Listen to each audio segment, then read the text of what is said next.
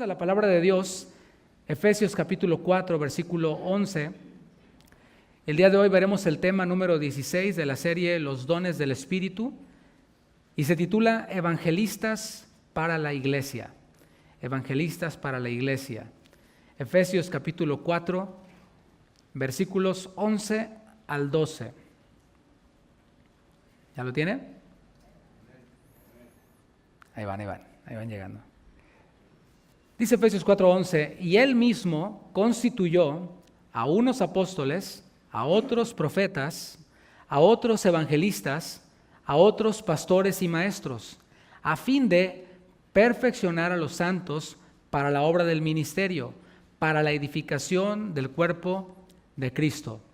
Y bueno, hemos llegado al final de esta serie, Los dones del Espíritu, en la que hemos revisado las listas de dones, operaciones, ministerios que aparecen en 1 Corintios, en Romanos, y ahora nos encontramos en la lista que aparece en Efesios capítulo 4. Si usted es bueno para contar y observa, se va a dar cuenta que aquí en estos dos versículos aparecen cinco dones, 5 operaciones, 5 ministerios. Es apóstoles, profetas, evangelistas, pastores y maestros. Aparecen 5. Y de estos nosotros estamos solo tocando 2. Apóstoles, que fue la enseñanza anterior, la número 15 de esta serie, que fue apóstoles para la iglesia. Y vamos a ver el día de hoy evangelistas para la iglesia. Esto porque ya vimos el don de profecía, en donde tocamos a los profetas. Vimos el don de presidir, que abarcó a los pastores. Y vimos el don de la enseñanza, que abarca a los maestros. Y hoy, como dije, veremos a los evangelistas. Bueno, antes de entrar de lleno al tema, permítame mencionar algunos puntos a modo de repaso, porque tuvimos un break largo en esta serie y de esta manera pueda ser comprensible para todos. De hecho, tratamos de predicar en serie, no hacemos únicamente enseñanzas que son versículo a versículo. No solo lo hacemos así, aunque sí lo hacemos, también lo hacemos de forma temática. Y bueno, quiero avisarles que para los que no saben, si usted viene, por ejemplo, al tema número 14 o al tema número 12, no piense como que, no voy a entender nada porque ya va mucho. No. En cada enseñanza tratamos de hacer un repaso y cada enseñanza tiene una aplicación a nuestra vida, una aplicación de la palabra. Así que no se sienta abrumado o así como que predispuesto, ya sea en el discipulado o aquí. Si usted se engancha en la número 10, pues no hay ningún problema. Lo va a entender perfectamente y lo va a ir entendiendo todavía más. Bueno, a modo de repaso, ¿qué es un don? Un don no es un señor ya grande, ¿verdad? No. Un don es un regalo. Cuando nosotros hablamos de dones del Espíritu, nos referimos entonces a regalos otorgados por el Espíritu Santo a sus hijos. Y ahora debemos aclarar que no es solamente el Espíritu Santo el que otorga estos dones. En estos dones o en el otorgamiento de estos dones también colabora el Padre y también colabora el Hijo. Y nos enfocamos en el Espíritu Santo porque el Espíritu Santo mismo es un don para los hombres. Juan 14:26 lo afirma así. Así podemos ver cómo la divinidad, Padre, Hijo, Espíritu Santo, operan en perfecta armonía. No es solamente los dones del Espíritu, sino que son los dones del Padre, los dones del Hijo, los dones del Espíritu Santo. En Juan 14:26 está hablando el Señor Jesús a sus discípulos y les habla acerca del Espíritu Santo. Allí el Espíritu Santo todavía no llegaba a morar de forma permanente en los creyentes. Allí el Espíritu Santo hasta ese tiempo venía de manera temporal para equipar a algunas personas para alguna misión y después lo dejaba. Juan 14:26 dice, mas el Consolador, el Espíritu Santo, a quien el Padre, te fijas, está hablando Jesús y aquí hace una referencia al Padre. El Padre es el que envía al Espíritu Santo, a quien el Padre enviará en mi nombre, y ahí aparece Jesús. Él os enseñará todas las cosas y os recordará todo lo que yo os he dicho. Y allí podemos ver cómo la divinidad opera en perfecta armonía.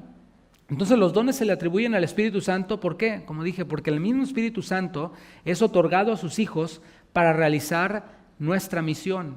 Hechos capítulo 1, versículo 8. Un versículo que ha sido repetido a lo largo de toda esta serie y es un versículo que a lo mejor tú ya te aprendiste. Aquí vemos al Señor Jesús una vez más haciendo una promesa a sus discípulos, la promesa del Espíritu Santo. Y aquí les dice, pero recibiréis poder cuando haya venido sobre vosotros el Espíritu Santo y me seréis testigos en Jerusalén, en toda Judea, en Samaria y hasta lo último de la tierra. Hablando de misión, porque estamos viendo cómo el Espíritu mismo es otorgado a los creyentes para realizar nuestra misión. Y hablando de misión, yo pregunto, ¿cuál es la misión de la iglesia? ¿Te has preguntado eso? O sea, tú dices, yo pensé que nada más era de ir a la iglesia, y ir a la iglesia pues es para que las personas se porten bien y, bueno, pues da igual si es la cristiana, la que sea, ¿no? Con tal de que las personas se porten bien. Yo pregunto, ¿cuál es la misión de la iglesia? ¿Acaso la misión de la iglesia será ser influyentes en las artes? ¿Ser influyentes en la política, por ejemplo? Hace poco oí a alguien que estaba profetizando de que la iglesia iba a conquistar las artes en todo el mundo. Y decía, bueno, ¿qué película, por ejemplo, ha competido con alguna de Hollywood? Una película meramente cristiana, producida y actuada por cristianos. Si acaso una o dos, pudiera decir, pero nunca han llegado a superar, ¿no? Pero bueno, algunos pensando que la misión de la iglesia es ser influyentes en las artes, en el cine, en la música, se enfocan en esto, en esta misión que no es la misión del Señor, porque no es la que está en la palabra de Dios. Y si hablamos de misión y si nos preguntamos cuál es la misión de la iglesia, es mejor ir a la palabra e indagar qué es lo que dijo el mismo Señor Jesucristo, el dueño de la iglesia, el que compró a la iglesia con su sangre. Le preguntamos a él, bueno, Señor, ¿cuál es la misión de la iglesia que tú compraste con tu sangre? Y Marcos 16:15 nos lo responde, en esto que conocemos como la gran comisión. El Señor Jesús es nuestro fundamento, y no solo es nuestro fundamento, es el autor y el consumador de la fe, el que compró a la iglesia con su sangre. Marcos capítulo 16, versículo 15. Nuevamente Jesús hablando a sus discípulos, no a la gente de la calle, no a cualquiera, no, este mensaje es para los discípulos, y si tú eres discípulo de Cristo, este mensaje es para ti. El Señor dice, id por todo el mundo y predicad el evangelio a toda criatura. Aquí aparece un verbo, el verbo predicar. ¿Qué significa este verbo predicar? Bueno, es la palabra griega keruso, utilizada aquí, y significa proclamar. ¿Se entiende mejor? Proclamar. Significa pregonar. ¿Cuántos son de México acá? O de Centroamérica, de Guatemala, pues ya todos, ¿no? Bueno, pregunto de México primeramente porque yo me crié allá, nací y me crié allá, toda mi infancia la viví allá. Yo sé lo que es escuchar al señor que vende los chicharrones, ¿verdad? O a los que recogen el fierro viejo, ¿se acuerda? Todavía cuando va para allá, van hablando de se vende, se recoge fierro viejo y no sé qué, se compra, se vende y se va gritando, ¿no? Bueno, ahí tienes a alguien que está pregonando un mensaje. O qué tal cuando vas al mercado. En el mercado están también las marchantas vendiendo sus productos, su fruta, etcétera. Y si vas a mercados grandes, pues es una gritadera por todos lados, una pregonadera por todos lados. ¿Por qué? Porque están ofreciendo un producto que desean que tú adquieras. Bueno, esa es la idea de esa palabra keruso, es proclamar, es ser un heraldo, es publicar. Y yo pregunto, ¿cuál será entonces el mensaje que hay que proclamar de manera indiscriminada? El texto lo responde y dice, pregonen, proclamen, sean heraldos del evangelio. Ahora, ¿qué es evangelio? Evangelio es la palabra griega evangelión y originalmente denotaba buenas nuevas, o la recompensa, quiero decir, de unas buenas nuevas. Pero más tarde desapareció la idea de la recompensa y vino a significar esta palabra únicamente las buenas noticias, las buenas nuevas. Así que el evangelio es la buena noticia de Dios para los hombres. Eso que acabamos de recordar ahora en Navidad. La buena noticia de que el mundo estaba en tinieblas y el Señor envió la luz, para que la luz resplandezca en las tinieblas. Esas tinieblas representan la separación entre Dios y el hombre, una relación, sí, pero de enemistad, una relación que a causa del pecado en el hombre, no porque el hombre haya hecho malo, sino porque ya es malo por naturaleza, en esa relación de enemistad, el mismo Dios vino a ofrecer la solución y dio a su Hijo unigénito para que todo aquel que en Él cree no se pierda, mas tenga vida eterna. Eso es el evangelio, esas son las buenas noticias. Las buenas noticias que nosotros estamos llamados a proclamar. Así que entender qué es el evangelio es básico para que podamos entender lo que es un evangelista, ¿no crees? Si vamos a hablar de qué es un evangelista, pues es bueno que sepamos y que estemos todos en el mismo canal acerca de qué es el evangelio. Así que vamos a ver solo dos pasajes referente al tema del evangelio, los cuales nos enseñan claramente cómo es el evangelio y qué es el evangelio. Vamos a comenzar por 1 Corintios, capítulo 15. Vaya conmigo ahí. 1 Corintios, capítulo 15. Versículos 3 y 4. Mientras que usted lo encuentra ahí, el apóstol Pablo estaba escribiendo a la iglesia en Corinto, una iglesia que, bien interesante, ya vimos en las primeras enseñanzas, cómo ellos abundaban en dones. Pablo les dijo, nada os falta en ningún don. O sea, en su iglesia se manifiestan, funcionan, operan todos los dones. Pero vemos también por otro lado que era una iglesia llena de carnalidad, una iglesia en la que había desórdenes, en la que había egoísmo, en la que había divisiones, en la que había inmoralidad.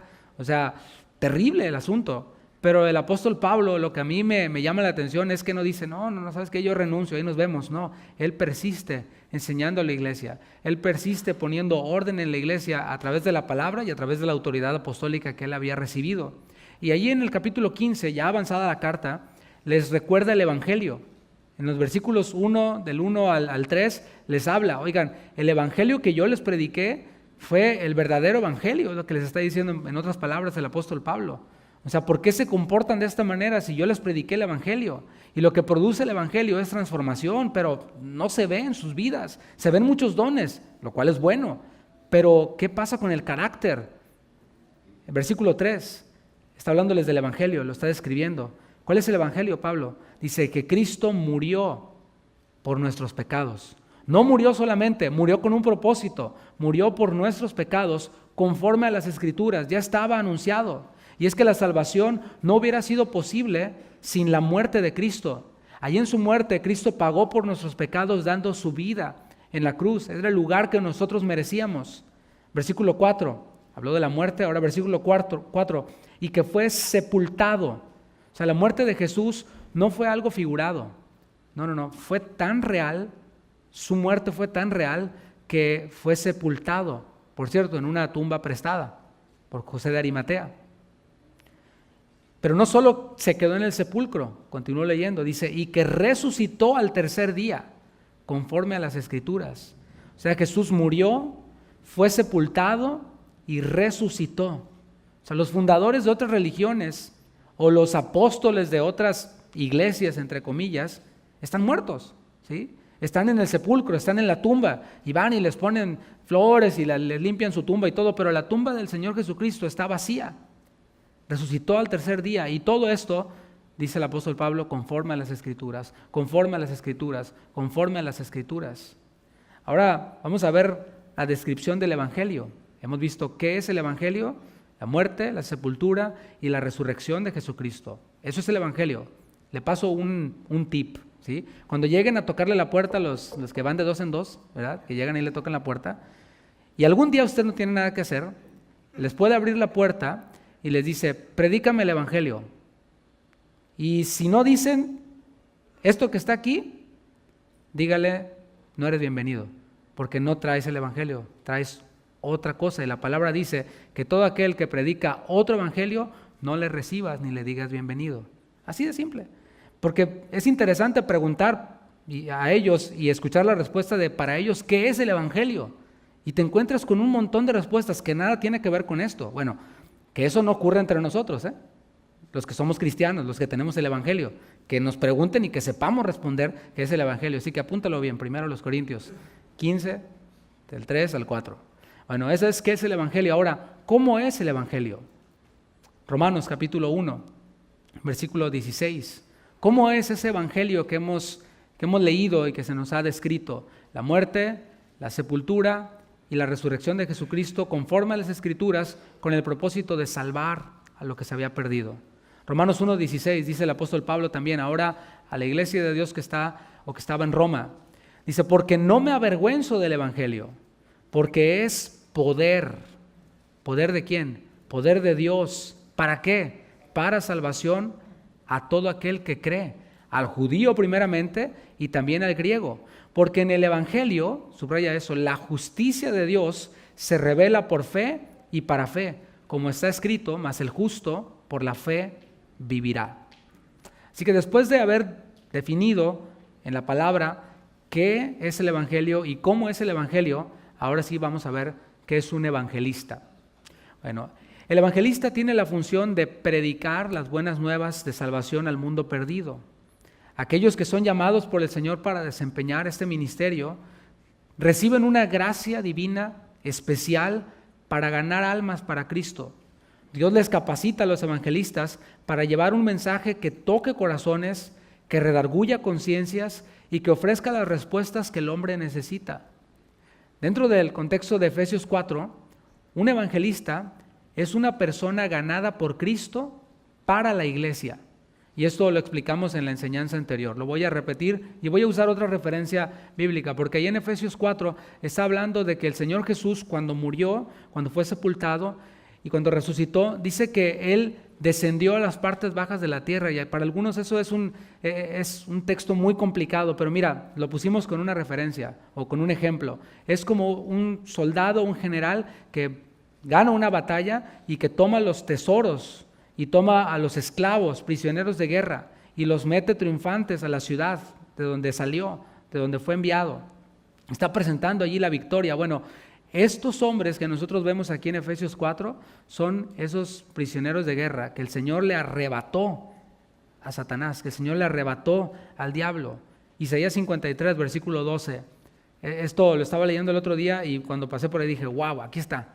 Y me pareció maravilloso, me pareció sorprendente. Dice Isaías 53, 12. Está profetizando Isaías acerca del Señor Jesús, acerca del Mesías. Y fíjate cómo lo describe aquí. Dice Isaías 53, 12. Por tanto, yo le daré parte con los grandes y con los fuertes repartirá despojos. O sea, no solo los hombres, sino muchas bendiciones, muchas cosas son repartidas. Y aquí podemos ver que estos hombres que el Señor le arrebató a Satanás son los regalos de Dios para su iglesia. Ahora, quizás te estés preguntando, ¿entonces ser evangelista es un don? Bueno, la respuesta breve es sí. Un evangelista es un don o un regalo de Dios para su iglesia. Y esto lo vimos previamente en el contexto de Efesios 4. Ahora, según 1 Corintios 12, ve conmigo allí, 1 Corintios 12, dice que hay diversidad de dones. Hay diversidad de ministerios y hay diversidad de operaciones. Son 3 palabras distintas, pero que todas van dentro del mismo paquete. Dones, ministerios y operaciones. Y ahorita voy a recordar un poquito estas palabras, los conceptos. 1 Corintios 12, versículo 4, dice, ahora bien, hay diversidad de dones, pero el Espíritu es el mismo. Hay diversidad de ¿qué? Ministerios, pero el Señor es el mismo. Así que un evangelista es un don, un carisma, un regalo, pero también es un ministerio. La palabra ministerio es la palabra diaconía, que significa servicio. ¿Por qué? Porque el evangelista, esta persona que es un don para la iglesia, sirve a la iglesia. ¿Cómo? Predicando el evangelio a los incrédulos. Y luego los canaliza a la iglesia local. Y la iglesia local sirve a los que han creído, ¿cómo? Discipulándolos, restaurándolos, ministrándolos. Así que el evangelista no solo es un don, es un ministerio, pero también funciona con el poder o con la operación del Espíritu. Hay diversidad de operaciones, pero el Espíritu es el mismo, dice también la palabra de Dios. ¿Qué es esta palabra operación? Es la palabra energema, es la facultad o la eficacia para hacer algo. Así que este evangelista, que es un don para la iglesia, sirve a la iglesia, pero no lo hace con sus recursos, sino con la facultad y con la eficacia que da el Señor. Espero se entienda muy bien. Y hemos visto en los demás dones, platicábamos mi esposa y yo ayer de un hermano, que decíamos, es que esta persona tiene el don de servicio. ¿Por qué? Porque cuando está funcionando y sirviendo, se le puede ver un gozo. O sea, cuando el trabajo ministerial se baja, anda así como normal, ¿no? Pero cuando surge más trabajo, lo puedes ver cómo se enciende, cómo está operando en él ese don. Y nosotros damos gracias a Dios por él y por las personas que son así también. Así que podemos explicarlo así. Un evangelista es una persona entregada por Dios a la iglesia para servir con la eficacia del Espíritu. Vamos a ver un ejemplo en la palabra. Hechos capítulo 6. En la Escritura se le llama evangelista a una persona y su nombre es Felipe. y no me estoy refiriendo al apóstol Felipe, ¿sí? Es importante porque a veces ponemos más énfasis en ciertos títulos, pero cuando leemos la Biblia no los encontramos mucho. Y eso, bueno, no quiere decir nada malo, ¿verdad? Pero queremos enfocarnos entonces en un evangelista. ¿A quién le llamó la palabra de Dios evangelista junto a su nombre? Le dio el título de evangelista, por decirlo así. Bueno, a Felipe. Él aparece por primera vez en Hechos capítulo 6. Allí la iglesia estaba en ebullición. El evangelio estaba siendo predicado en Jerusalén. La iglesia estaba creciendo y cuando una iglesia crece, crecen las necesidades. Una de estas necesidades era que las viudas que estaban entre el cuerpo de creyentes necesitaban el alimento. Necesitaban alimento y necesitaban vestido. Vimos cómo Tabita, aquella mujer, les proveía este vestido. Esta mujer que tenía el don de repartir, les proveía vestido. Y la iglesia, por medio de los hermanos y por medio de los apóstoles, le repartían la comida. Y esto era algo diario. No era así como que, va a haber comida el domingo después de la reunión. No. Esto era algo diario. Luego de un problema de murmuración en este contexto, los apóstoles tuvieron a bien elegir a 7 varones para que se hicieran cargo de este trabajo. Según Hechos 6:3, esos varones deberían de tener cualidades específicas. Debían de ser de buen testimonio, ¿se entiende eso? O sea que cuando tú oyes el nombre de esta persona, lo conoces y tienes un buen testimonio. Dices, no, pues esta persona sí es cumplida, es puntual, es amable, se puede ver que es cristiano, ¿me explico? Bueno, eran de buen testimonio, eran también llenos del Espíritu, porque hay personas en el mundo que no son cristianas que pues, puedes hablar bien de ellos, ¿no? O sea, se portan bien, son buena onda, son amables, pero aquí podemos ver cómo ellos tomaban como referencia la llenura del Espíritu. Ellos debían de ser llenos del Espíritu, del carácter de Cristo. Los frutos del Espíritu o el fruto del Espíritu se manifestaba en ellos. Además, debían de ser llenos de sabiduría, no solo conocimiento, sino sabiduría. El conocimiento es una cosa, pero la sabiduría es la aplicación de ese conocimiento a situaciones específicas. Ahora sí, Hechos capítulo 6, versículo 5. Agradó la propuesta a toda la multitud, la propuesta de que eligieran a 7 varones de entre ellos. Y eligieron a Esteban, varón lleno de fe y del Espíritu Santo. ¿Subraya a quién? A Felipe, a Prócoro, a Nicanor, a Timón, a Parmenas y a Nicolás, prosélito de Antioquía. Así que entre estos varones de la congregación vemos a Felipe. A él y a otros 6 les fueron impuestas las manos. Esto es muy importante. Salió de la iglesia para cumplir con una misión que le dio la iglesia. ¿Me explico? No fue la onda que se le ocurrió a Felipe. No dijo, a mí se me ocurre hacer esto y es bueno. Sí, pero tu iglesia nunca te mandó que lo hicieras. ¿Sí? No. Él fue llamado por su iglesia a hacer esto y su iglesia le impuso las manos y así ellos cumplieron su trabajo y lo hicieron con fidelidad. ¿Sí?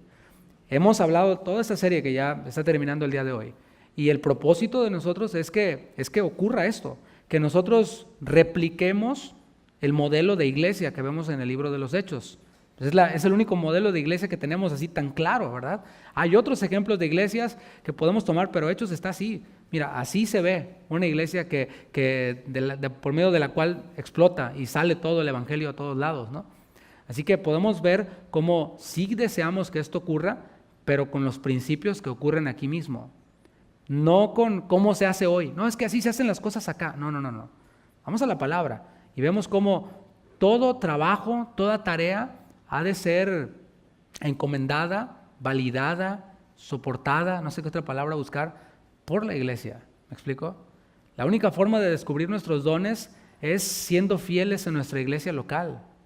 ¿Cómo supieron que había un Felipe? Porque venía. ¿Cómo conocieron el testimonio de Felipe? Porque estaba entre ellos. ¿Cómo supieron que era de buen testimonio? Porque no faltaba a los discipulados, por ejemplo. ¿Cómo supieron que era un hombre lleno de sabiduría? Porque lo oían hablar, porque lo veían, cómo se conducía, cómo interactuaba con los demás hermanos, etc. Y viendo esto, dijeron, ¿sabes qué? Vamos a enviarlo, vamos a imponer nuestras manos como una señal de que nosotros estamos enterados de lo que está haciendo y de que nosotros respaldamos lo que está haciendo. Así que espero quede claro, cualquier cosa que el Señor ponga en su corazón, cualquier inquietud que el Señor ponga en su corazón para poder servir, simplemente comuníquelo con nosotros, para que usted cuente con el respaldo de nosotros. Y eso es simplemente mostrar que estamos bajo autoridad, porque sabe, el Señor bendice cuando nosotros estamos bajo autoridad. En esos días me llamó el pastor Juan, porque había una necesidad en un centro de rehabilitación de alcohólicos y drogadictos, y el pastor Juan, siendo un pastor de aquí de la iglesia también, me comentó, me dijo, ¿sabes qué? Vamos a ir con otros hermanos, y me planteó su plan, y yo le dije, adelante. Ahora sí que le impusimos las manos y ve, adelante. O sea, nos informó y estuvimos de acuerdo, y él va respaldado por la iglesia para poder realizar esa función. Y eso te da paz, te da efectividad en lo que estás haciendo. Pero cuando lo haces acá por tu cuenta, por tu lado y todo, bueno, y yo me llego a enterar por otro lado, digo, pues está bien, o sea, no es algo malo. Malo fuera que estuviera asaltando un banco, ¿no? O sea, pues ahí sí. Pero pues está haciendo algo del ministerio y dices, bueno, pero you are on your own, ¿sí? ¿Me explico? Si llega a surgir un problema, yo digo, pues ¿a quién le preguntaste? ¿Me explico? Bueno, continuando con el punto aquí. La narración del libro de los Hechos nos muestra un poco más acerca de Felipe en el capítulo 8. Vamos allá al capítulo 8. ¿Qué estaba ocurriendo? La palabra de Dios estaba creciendo en Jerusalén, ya se había extendido hasta Judea.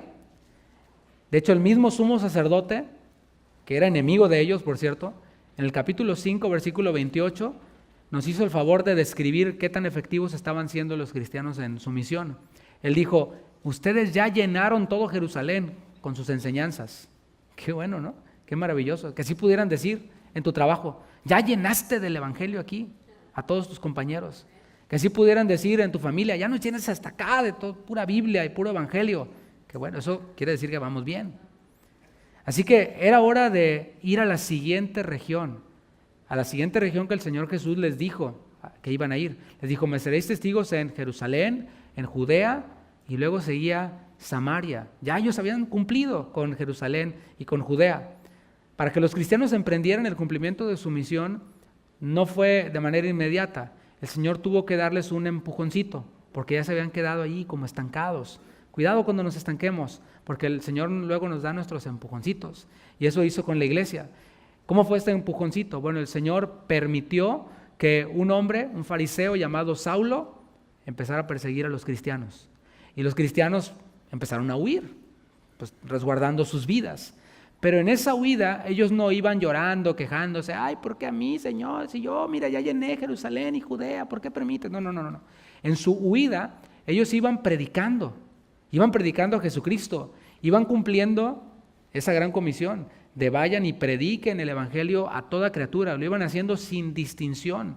Y esto incluye la región de Samaria, una región en donde había personas que los judíos rechazaban, que los judíos eran racistas con ellos. Los mismos discípulos se quedaron sorprendidos cuando vieron a Jesús hablando con una mujer samaritana. Dijeron, no, pues qué raro, ¿no? La misma samaritana dijo, judíos y gentiles no se hablan entre sí, no se pueden ver entre sí. Pero Felipe se destaca entre todos los que estaban huyendo y predicando. Hechos 8, versículo 5, ve conmigo allí. Hechos 8, 5. Entonces, Felipe, descendiendo a la ciudad de Samaria, les predicaba ¿qué? A Cristo. Y la gente unánime escuchaba atentamente las cosas que decía Felipe, oyendo y viendo las señales que hacía. Porque de muchos que tenían espíritus inmundos, salían estos dando grandes voces, y muchos paralíticos y cojos eran sanados. Así que había gran gozo en aquella ciudad.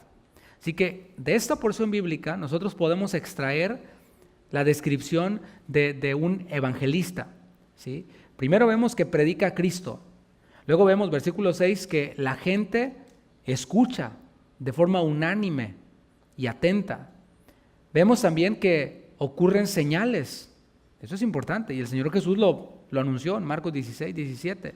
Dijo, estas señales seguirán a los que creen. En mi nombre echarán fuera demonios, etcétera, etcétera, ¿no? Vemos también que hay conversiones. O sea, la gente escucha, hay señales y también la gente se convierte. Pero no solo eso, hay también gozo, dice el texto. Así que había gran gozo en aquella ciudad. Y algo que debe llamar nuestra atención es que esas conversiones de un evangelista genuino son conversiones genuinas. Si el evangelista es genuino, sus conversiones son genuinas. Ahora, si el evangelista no es genuino, es importante esto, puede que ocurran conversiones genuinas. Si está predicando el evangelio, no es lo que salva el evangelista a las personas. O sea, el evangelista no salva a las personas, sino el evangelio que predica. Pero cuando el evangelista es genuino, predica el evangelio y los conversos son genuinos. ¿Y cómo podemos ver la genuinidad de los conversos de este evangelista? Bueno, lo vemos en que había un seguimiento a su fe. No sé si tú has seguido o has sabido de ministerios de evangelistas que llegan a un lugar, predican y se van. Podemos ver aquí cómo Felipe no era de los que predicaban y se iban, sino que les daba seguimiento a esas conversiones. Es como que estamos hablando del nuevo nacimiento, ¿verdad? Piensa en un bebé. Un bebé nace, ¿qué hay que hacer con el bebé? Hay que atenderlo. No puedes decirle, bueno, pues ahí cómo te las arreglas, mijo. Bye. Ahí lo dejas, ¿no? No. O sea, hay que darle seguimiento. Y podemos seguir leyendo que los que creían a la predicación de Felipe se bautizaban. O sea, había un seguimiento a su fe. Dice el versículo 12 de Hechos capítulo 8. Pero cuando creyeron a Felipe, que anunciaba el evangelio del reino de Dios y el nombre de Jesucristo, se bautizaban hombres y mujeres. ¿Qué te parece? O sea, el éxito de Felipe como evangelista después produjo la visita de los apóstoles. Esos apóstoles que supieron que Felipe andaba predicando, ¿me explico? Esos apóstoles que le impusieron las manos a Felipe, que lo conocían, después fueron a supervisar el trabajo de Felipe, fueron a ver los resultados del trabajo de Felipe, ¿me explico? Y vemos que no actuaba de forma aislada, separada, ¿no? Este es mi ministerio, porque hay muchas personas que son así, que van a una iglesia pero tienen su ministerio, y la iglesia no tiene injerencia en su ministerio. No, imagínate, que el pastor le diga, ¿sabe qué? Deje de hacer eso que está haciendo. No, ¿qué hacen? Se van a otra iglesia. Y esto, son las honrosas excepciones, porque la mayoría no tienen iglesia, están muy ocupados. Y estoy hablando de evangelistas, por ejemplo, ¿no? Así que los apóstoles fueron a la región de Samaria y fueron a ver qué era lo que estaba ocurriendo y vieron que las conversiones que estaba produciendo el evangelio que predicaba Felipe eran conversiones genuinas, se habían bautizado y ellos les impusieron las manos y los conversos de la región de Samaria recibieron al Espíritu Santo. Y allí también fueron reveladas las verdaderas intenciones de un hombre llamado Simón el mago.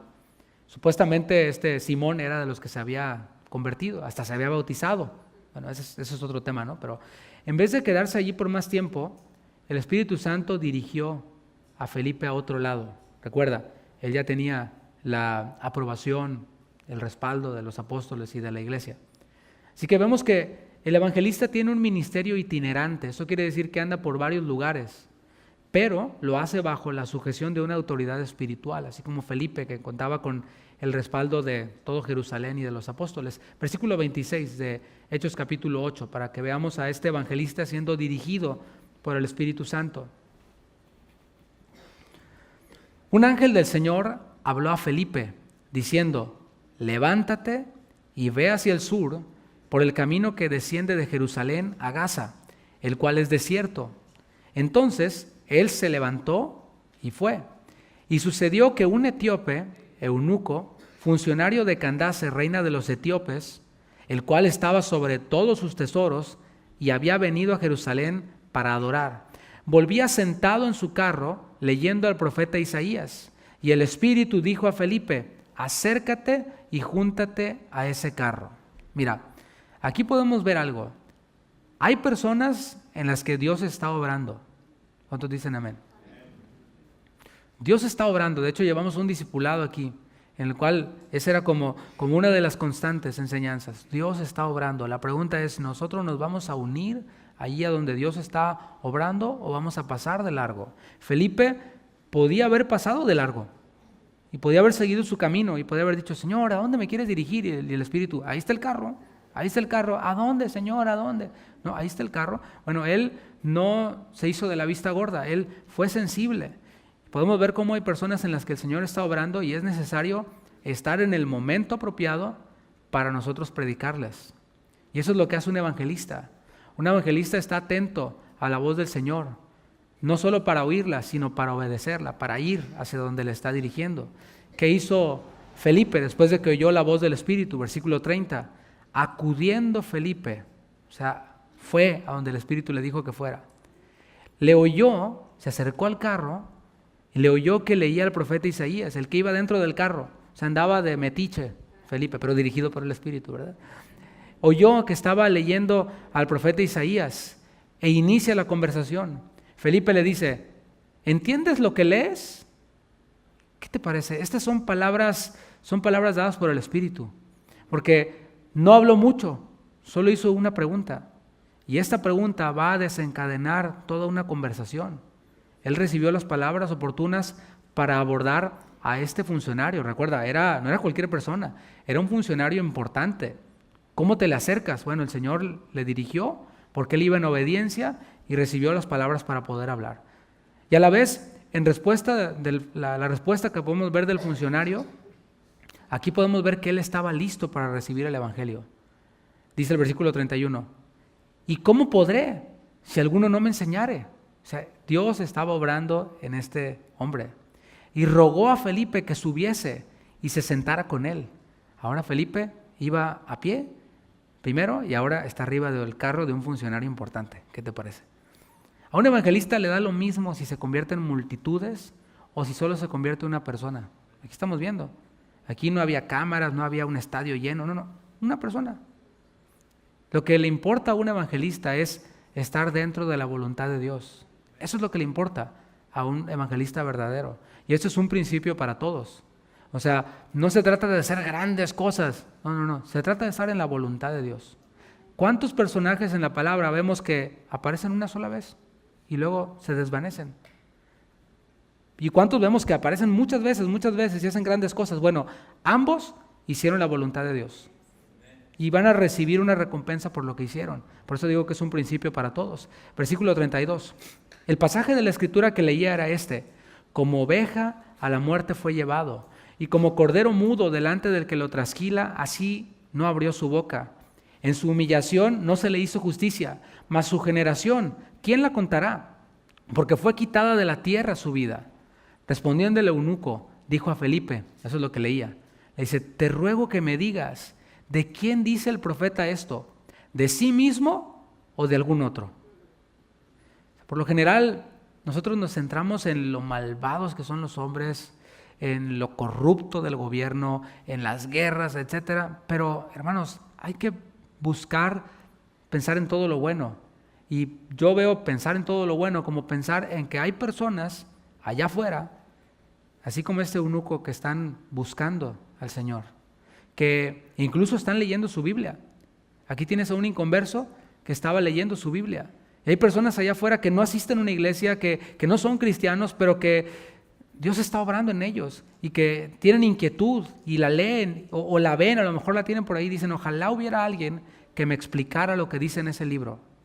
Pero luego los cristianos, en vez de estar buscando en quién Dios está obrando para explicarles lo que dice este libro, estamos hablando acerca del gobierno y que esto y que aquello y metiéndonos en conversaciones necias, en contiendas unos con otros, que si esta doctrina, que si la otra doctrina, que yo tengo la razón, etcétera.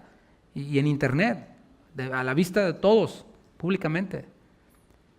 Hay personas allá afuera en las que Dios está obrando, que están incluso leyendo sus Biblias, y se necesitan Felipes que estén dispuestos y que tengan las respuestas a sus preguntas. Para eso, mis hermanos, es necesario ser discipulados, para ofrecer respuestas a las preguntas que pueda haber allá afuera. ¿Me explico? Versículo 35. Entonces Felipe, abriendo su boca y comenzando desde esta escritura, le anunció el evangelio de Jesús. Mira, Felipe no la complicó mucho. Él simplemente le presentó a Jesús. Dice, desde esta escritura le anunció el evangelio de Jesús. Y prácticamente desde cualquier escritura nosotros podemos presentar a Jesús, porque este libro se trata de Jesús. Yo les he enseñado, desde el Génesis ya está el Señor Jesús siendo anunciado. Desde que Adán y Eva pecaron y estaban desnudos, y ellos estaban vestidos con hojas de higuera, y el Señor los vistió con pieles de animales, ¿sí? Ya ahí estaba siendo anunciado Jesucristo. Ya allí estaba un animal inocente siendo sacrificado para cubrir el pecado del hombre. Desde el momento en el que la serpiente engañó a Eva y el Señor profirió maldición sobre la serpiente, le dijo, el descendiente de la mujer te va a herir en la cabeza. Tú le heriste en el talón, pero el descendiente de la mujer, o sea Cristo, te va a herir y te va a aplastar la cabeza. Ya desde allí estaba siendo anunciado el Evangelio y así podemos seguir adelante. Cada libro de la Biblia habla acerca de Jesús y nosotros hemos de estar preparados y listos para presentar a Jesús desde la Escritura, desde la palabra de Dios. Así que Él no la complicó mucho. Hay quienes buscan cosas raras en la Biblia, ¿no? Y que los códigos secretos, y hace tiempo se desató todo eso, ¿no? De que hay que decodificar la Biblia. ¿Cuál decodificar ni qué nada? Está claro el Evangelio. ¿Quién sabe qué te fumaste, man, con esos rollos? Jesús mismo dijo en Juan 5:39, les dijo, escudriñen las Escrituras, porque ellas dan testimonio de mí. Fue lo que dijo el Señor. Y se necesitan evangelistas, pero evangelistas que conozcan las Escrituras y que sean capaces de mostrar a Cristo Jesús en las Escrituras. Es lo que se necesita. Versículo 36. Y yendo por el camino, llegaron a cierta agua y dijo el eunuco, aquí hay agua, ¿qué impide que yo sea bautizado? Felipe dijo, si crees de todo corazón, bien puedes. Y respondiendo dijo, creo que Jesucristo es el Hijo de Dios. Ahí está la confesión de este eunuco etíope. No nomás dijo, sí, está padre, todos están bautizando, me quiero bautizar o qué sé yo. No. ¿Qué dijo? Creo que Jesucristo es el Hijo de Dios. Y mandó parar el carro y descendieron ambos al agua, Felipe y el eunuco, y le bautizó. Cuando subieron del agua, el Espíritu del Señor arrebató a Felipe y el eunuco no le vio más. Siguió gozoso su camino. Y ahí podemos ver nuevamente el cierre con el gozo. Solo unos cuantos son apóstoles, es lo que hemos podido ver. Solo unos cuantos son profetas. Solo unos cuantos son maestros. Solo unos cuantos somos pastores. Solo unos cuantos son evangelistas. Y lo dice Pablo, ¿no? ¿Son todos apóstoles? La respuesta es no. ¿Profetizan todos? No, y así, ¿no? Y aquí estoy aplicándolo a los ministerios o dones que aparecen aquí en Efesios 4. Y la iglesia contemporánea ha caído en un error. ¿Cuál es este error? Y no lo hago simplemente criticar por criticar, sino para que podamos ubicarnos y corregir nosotros mismos, ¿no? ¿Cuál es el error? El error ha sido limitar la tarea de predicar el Evangelio solo a los evangelistas. Y ha habido grandes hombres que se han levantado y que han predicado en cruzadas y en estadios, gloria a Dios, pero el error ha sido, solo Él predica el Evangelio, solo Él lo puede predicar. Y tristemente, al avanzar los años, cada vez se ven menos evangelistas, ¿sí o no? No se ve tantos como los había en el siglo pasado, a finales. Ahora cada vez vemos menos evangelistas. Y lo peor es que los pocos que se hacen llamar evangelistas, cuando revisas el mensaje que predican, dices, eso no es el Evangelio, brother. O sea, hablan de todo menos del Evangelio. Todos los que estamos en Cristo y que somos nuevas criaturas, somos llamados a hacer obra de evangelista. ¿Me explico? O sea, hay un don, un ministerio de evangelista, pero eso no nos excluye a todos los creyentes. Todos los creyentes estamos llamados a hacer esa obra, esa tarea, ese trabajo del evangelista. Segunda a los Corintios 5:17.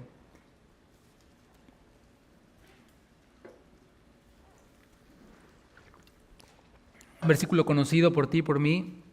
Dice, de modo que si alguno está en Cristo. ¿Alguien está en Cristo aquí? Bueno, si estás en Cristo, nueva criatura eres. Las cosas viejas, ¿qué? Pasaron. No dejes que el enemigo te las recuerde.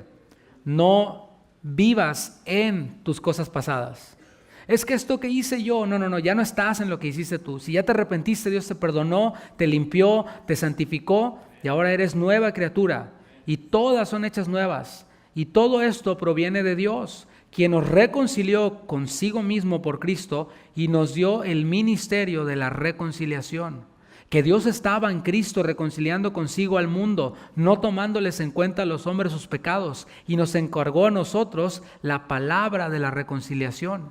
Así que somos embajadores en nombre de Cristo, como si Dios rogase por medio de nosotros. Os rogamos en nombre de Cristo, reconciliados con Dios. Un ejercicio hermenéutico aquí, ahí le va. hay que revisar el contexto de lo que estamos leyendo. Está hablando aquí de un trabajo, ¿verdad? Está hablando de un ser embajador.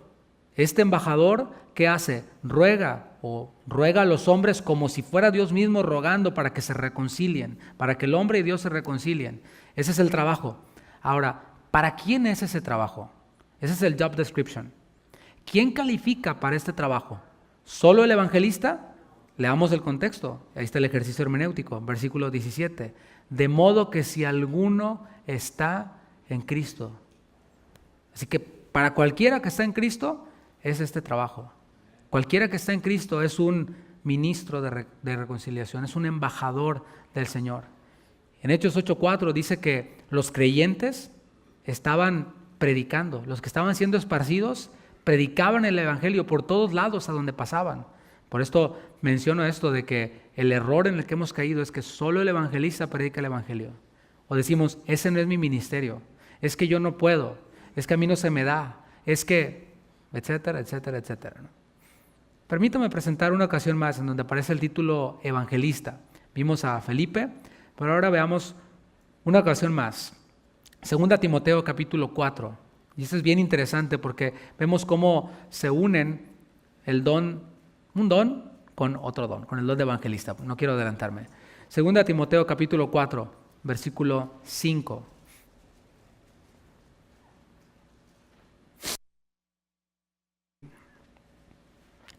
Segunda Timoteo 4:5. Pero tú, sé sobrio en todo, soporta las aflicciones, subraya eso, haz obra de evangelista, cumple tu ministerio.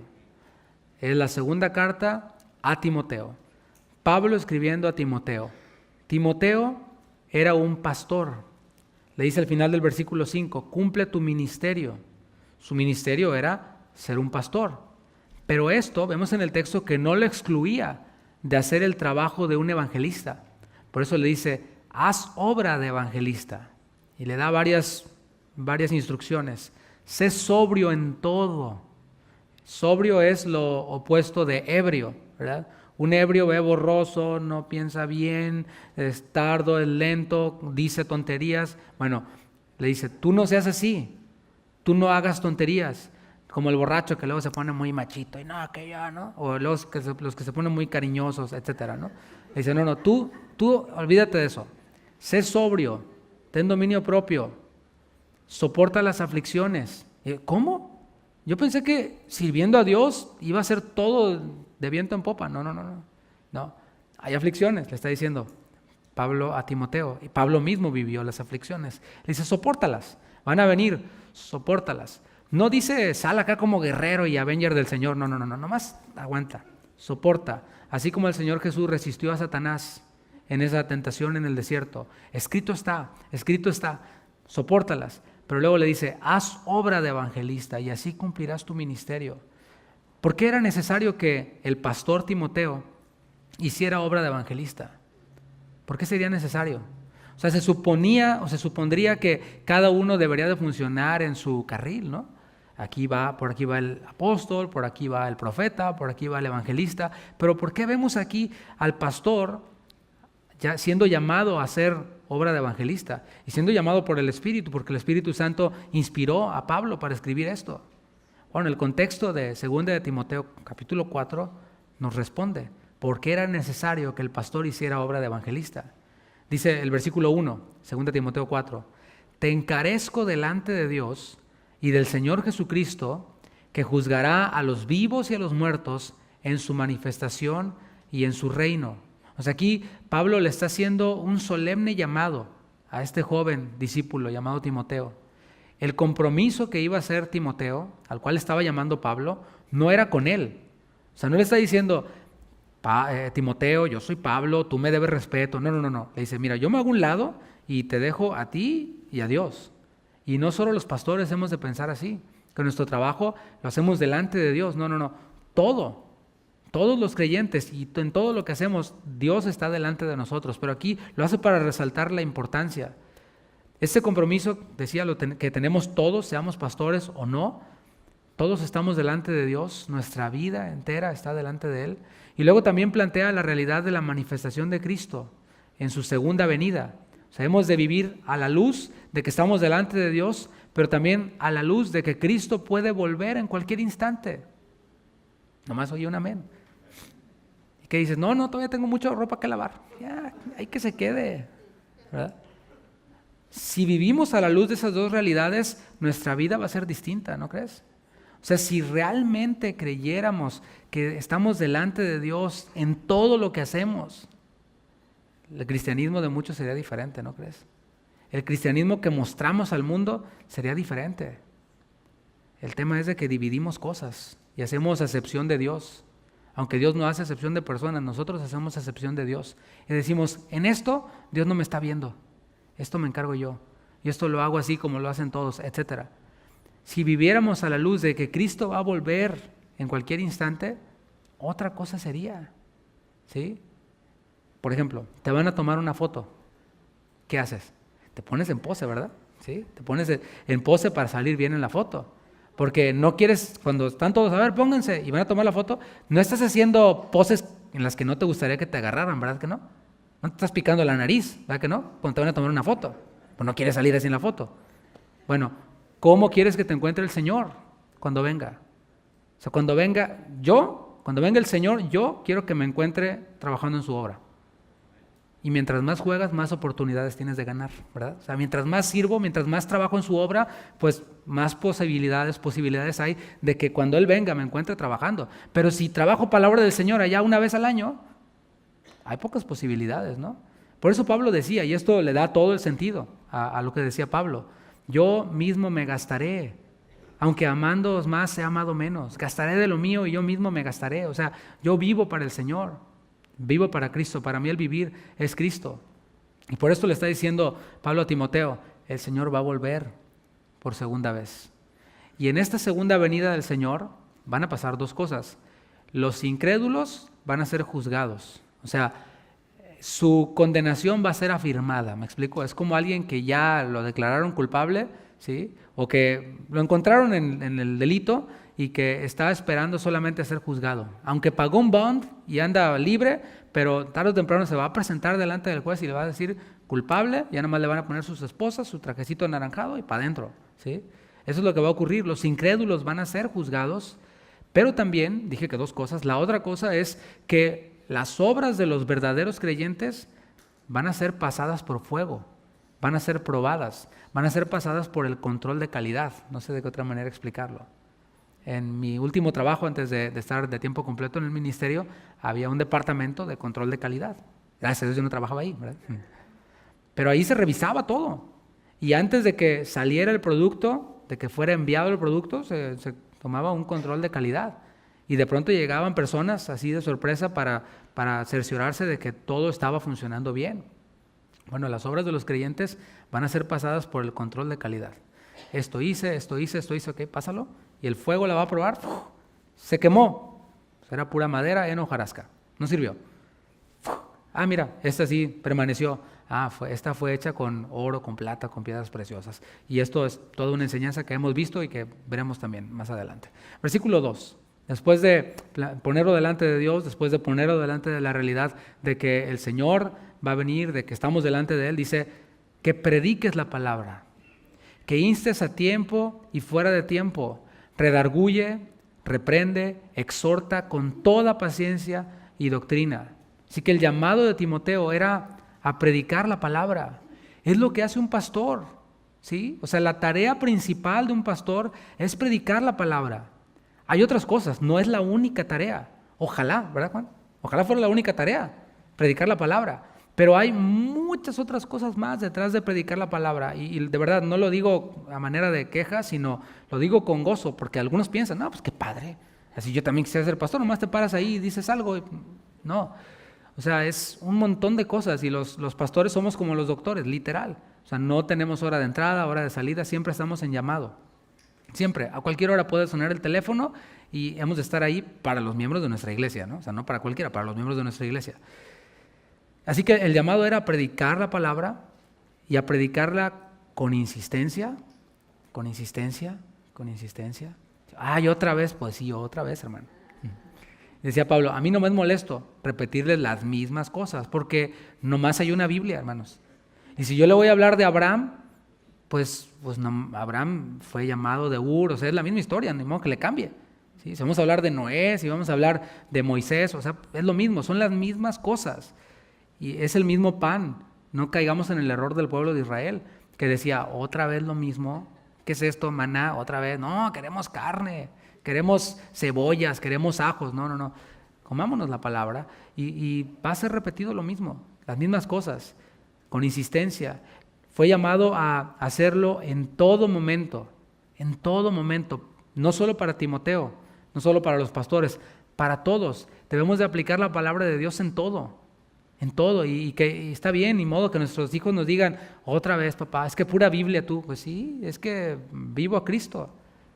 Fue encarado delante de Dios Timoteo para que animara a los creyentes, para que los reprendiera cuando fuera necesario, para que los corrigiera cuando fuera necesario. Y cuando hablo de los creyentes, se entiende que estos se dejan animar, se dejan reprender, se dejan corregir. Y esto debía de ser hecho con una actitud mansa y siempre con la palabra de Dios.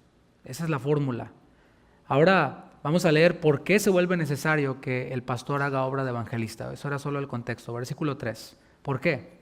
Porque vendrá tiempo cuando no sufrirán la sana doctrina, sino que teniendo comezón de oír, se amontonarán maestros conforme a sus propias concupiscencias y apartarán de la verdad el oído y se volverán a las fábulas. Yo te pregunto, ¿no ha llegado ese tiempo? ¿No sigue siendo esto así? O sea, Pablo le está advirtiendo a Timoteo, va a llegar este tiempo. Por eso debes de hacer obra de evangelista. Por eso debes de cumplir tu ministerio. Por eso debes de soportar las aflicciones. Porque aflige estar alrededor de personas que quieren fábulas.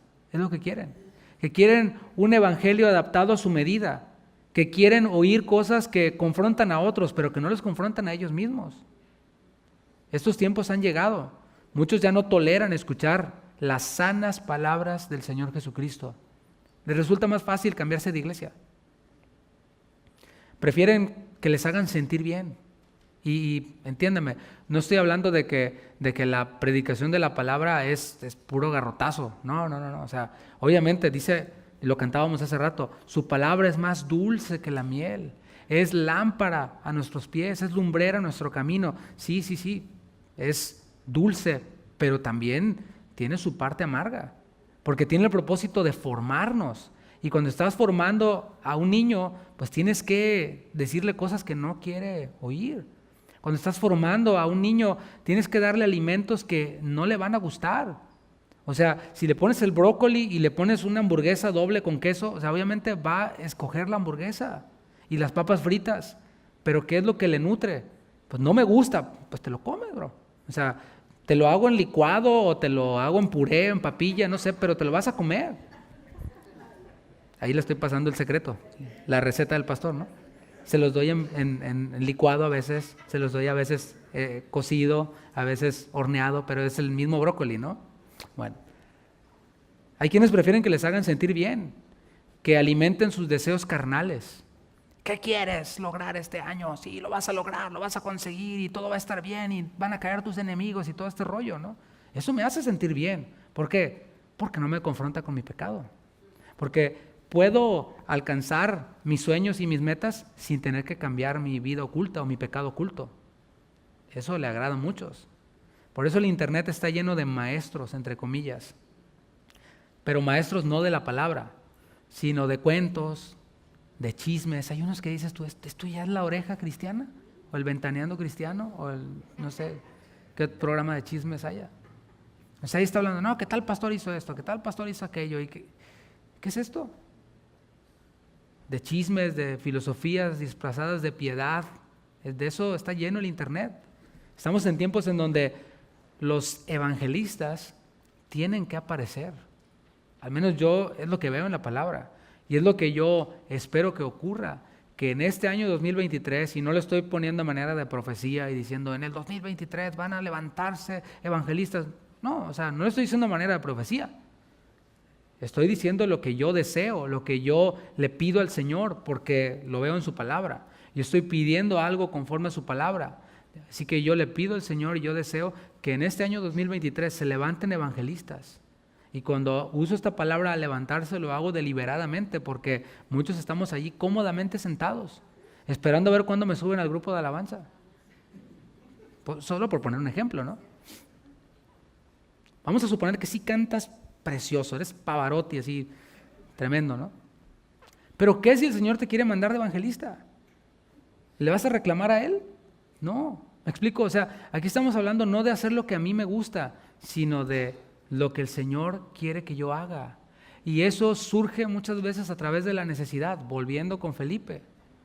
Felipe, ¿no crees que ya había pasado por su mente o que ya había puesto en su corazón eso de que él iba a predicar, de que él iba a ser un evangelista? Probablemente sí. ¿Y luego qué pasó? Lo llamaron los apóstoles. Oye, ¿te buscan? ¿Qué? No, pues, seguramente no iba. Me van a llamar de evangelista.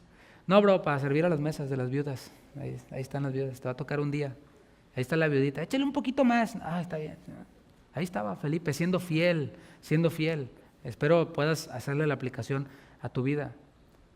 Es más, no solo estamos en tiempos en donde los evangelistas tienen que aparecer, sino estamos en tiempos donde el pastor, el profeta, el maestro, el apóstol, el ujier, el músico, tenemos que cumplir con nuestro ministerio y hacer obra de evangelista.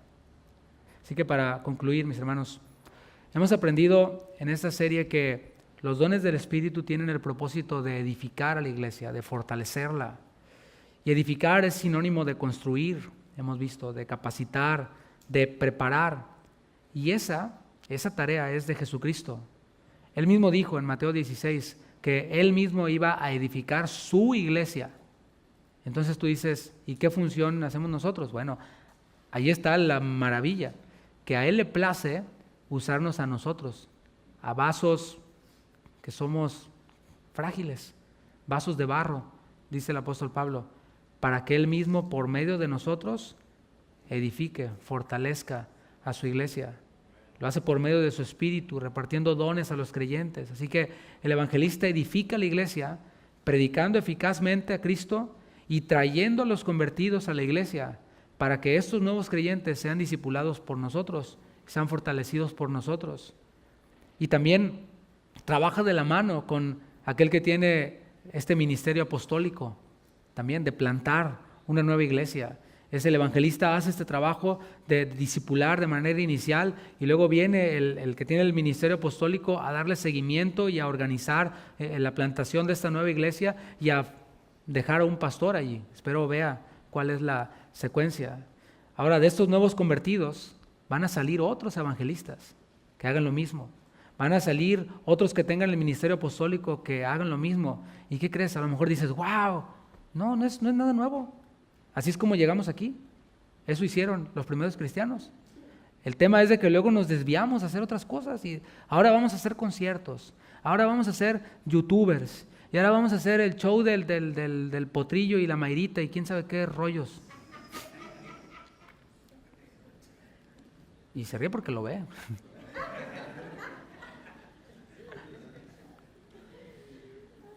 ¿En serio? O sea, bueno, no voy a hablar de eso, de ese tema no, porque aparte ya casi es hora. Decía que cuando esto ocurre eficazmente, también los demás creyentes están haciendo obra de evangelista, la iglesia empieza a crecer en número, pero crece también en madurez. No buscamos un crecimiento numérico únicamente, aunque vemos que al Señor le interesan los números. Dice, se convirtieron 3,000, y luego 10,000, y luego ya se perdió la cuenta. No queremos solamente el número, sino que haya un crecimiento que sea proporcional del crecimiento numérico con el crecimiento maduro. Ahora se está anunciando la apertura de una nueva iglesia aquí, de una red de iglesias muy, muy famosa, muy conocida. Bueno, ya iban todos para allá, ¿sí? A ver el show y a ver, no, a mí se me hace que está mejor la otra, mejor me regreso a la otra, como si fuera Sam's, como si fuera Costco. No. Sabemos cómo esto debe de ocurrir por medio de el trabajo de los dones del Espíritu, de los ministerios que van trabajando mutuamente y van creciendo unos con otros también. Al concluir con este tema y con la serie, es mi oración que seamos una iglesia cada vez más madura y una iglesia cada vez más unida. Recuerda que toma la analogía del cuerpo y los miembros del cuerpo, para que estén saludables, han de estar bien unidos. Si este dedo no está bien unido con mi mano, ¿qué pasa? Hay dolor, ¿no? Hay incomodidad. Si hay una fractura, si hay una fisura, no puedo trabajar con libertad. ¿Te ha pasado que tienes lastimado una parte de tu cuerpo o un pie? Quisieras hacer cosas, está en tu mente y sabes lo que hay que hacer, pero no puedes, porque está esa parte lastimada. Entonces, mi oración es que nuestra iglesia esté cada vez más madura y cada vez más unida, y que cada uno de nosotros asumamos los dones que hemos recibido y que funcionemos en el ministerio que el Señor nos dé, en el que nos coloque, y que lo hagamos con el poder que otorga el Espíritu Santo. Que reconozcamos que necesitamos de otros creyentes para cumplir con las expectativas del Señor. El evangelista necesita de otros creyentes. El evangelista necesita del que tiene el ministerio apostólico. Y el que tiene el ministerio apostólico necesita del pastor para que se quede allí. Y el pastor necesita del maestro para que enseñe y discipule. Y así nos necesitamos los unos a los otros. Porque es imposible que solo una persona o que solo un pequeño grupo de personas lo hagan todo. Es imposible. Así que pongamos en práctica los dones teniendo en cuenta que podemos equivocarnos. Tengamos en cuenta eso. Son los dones del Espíritu. Dios es perfecto, el Espíritu es inmutable, es todopoderoso, pero nosotros somos imperfectos. Y cuando nosotros estamos operando, hay tropezones, hay resbalones, hay ofensas, hay caídas. Bueno, tengamos esto en mente, podemos equivocarnos. Bueno, estemos dispuestos a ser corregidos para volver a intentarlo. El propósito de la corrección no es así, es así. Y ahora vas a seguir haciéndolo, pero no como lo estabas haciendo, sino así. Ok, estemos dispuestos a la corrección. Que algunos viene la corrección y salen bien princesos. Ay, me dio mi corazón, me voy a otro lado. No, tranquilo, brother. Nomás queremos decirte cómo hagas las cosas bien y ya. ¿Sí? Que nuestros cultos sean cada vez más espirituales y más bíblicos. ¿Se entiende? Cuando hablo de espirituales, hablo de un culto bíblico. Y hay quienes creen que un culto bíblico es un culto donde parece funeral ahí. No. Si yo voy a ver lo que es un culto espiritual, un culto bíblico, voy a ir a 1 Corintios 14 que ya vimos. Un culto en donde hay salmo, doctrina, revelación, interpretación, profecía, sanidades. De eso es lo que estamos hablando. Ese es lo que yo, por llamarle de una manera, la visión que yo tengo, o que yo veo en la palabra de Dios, de una iglesia. Y no me da vergüenza compartirlo con ustedes, porque si el líder no dice la expectativa, pues nunca se va a lograr la expectativa. Y va a haber una frustración y cada uno va a pensar lo que quiera. Si usted estaba pensando, si usted está buscando una iglesia en donde parezca un funeral, esta no es. ¿Sí? Nosotros no, y si es así, queremos salir de ahí. Y ese es el propósito de esta serie, que nuestros cultos sean cada vez más espirituales y más bíblicos. Espero en el Señor que con esta serie usted también haya podido superar los prejuicios que han sido provocados por malas experiencias con los dones del Espíritu. Si así fue, si usted logró superar los prejuicios que le causaron las malas experiencias, si por medio de esta serie usted puede decir, yo antes pensaba que había que ser así todo lúgubre y que ya los dones habían cesado y todo esto, pero ahora que lo veo y que me lo han enseñado desde la palabra, entiendo, bueno, si ha sido así, bueno, esto ha sido un éxito y yo doy gracias a Dios porque nos ha dado la sabiduría para poder compartirlo. Si así fue también, usted está un pasito adelante en su caminar con Cristo. Y si usted está un pasito adelante en su caminar con Cristo, yo he cumplido con una parte de mi objetivo, que es que perfeccionar a los santos para la obra del ministerio, para la edificación del cuerpo de Cristo. Le invito a que se ponga de pie y vamos a finalizar orando y dándole gracias a Dios. Levante sus manos, dele gracias. Señor, te adoramos porque tú eres fiel, porque tú pudieras hacer todo esto solo. Tú eres todopoderoso. Tú pudieras simplemente decir una palabra y nosotros ya seríamos a la imagen de tu Hijo Jesucristo. Pero a ti te ha placido utilizarnos a nosotros como vasos de barro, otorgar dones. No queremos menospreciarlos, no queremos ignorarlos. Es lo que dice tu palabra. No quiero, hermanos, que ignoréis acerca de los dones del Espíritu. Y en esta serie, en estos 16 temas, hemos visto cuál es tu expectativa de la iglesia. Y queremos que nuestra iglesia sea así como se ve en la palabra, una iglesia verdaderamente bíblica, no una iglesia llena de tradiciones, de prejuicios, de religiosidad, de legalismo, sino una iglesia que fluya en tu palabra, que fluya a través de tu espíritu, no con el propósito de impresionar a nadie, sino con el propósito de glorificarte, haciendo tu obra, haciendo tu propósito, y que cada vez vengan más personas que fueron ganadas por creyentes que están haciendo esta obra de evangelista. Que podamos también, y es nuestra oración, que podamos salir a lugares en donde hay personas y que hermanos puedan descubrir allí su don como evangelistas, que puedan de allí surgir nuevas congregaciones, nuevas misiones, que hermanos con el ministerio apostólico puedan ir e iniciar iglesias allí, que hermanos que han sido llamados para pastorear, que puedan quedarse allí en esas iglesias plantadas, y que podamos, Señor, llenar la tierra, y que puedan decir así como dijeron de los cristianos: ya llenaron Jerusalén con su doctrina. Que puedan decir así de nosotros, que hemos llenado Houston con nuestra doctrina, con la doctrina de Jesucristo, que hemos llenado todo alrededor, Baytown, Katy, Conroe, South Houston, Webster, Galveston, que lo hemos llenado con tu doctrina, Señor. No queremos quedarnos aquí en la comodidad, estancados. Queremos, Señor, hacer tu obra. Y sabemos que esto va a implicar trabajo, va a implicar esfuerzo, va a implicar cambios y ajustes en nuestra vida. Estamos dispuestos a hacerlos. Si esa es tu oración, dile al Señor: estoy dispuesto a hacerlo, Señor, para que tú cumplas tu propósito y que yo pueda estar allí siendo parte de ese propósito. En tus manos ponemos todo esto, Señor. Sigue obrando y despierta a los que están durmiendo, Señor, por medio de tu palabra, y que los que están durmiendo despierten al oír tu voz y digan: heme aquí, Señor, y que estén dispuestos a iniciar así como lo hizo Felipe, en donde tú les pongas, en donde haya necesidad, sufriendo las aflicciones y cumpliendo con su ministerio. En el nombre de Jesús, en el nombre de Jesús, te damos gracias, Señor. Amén, amén. Denle un fuerte aplauso al Señor. Gracias, Señor.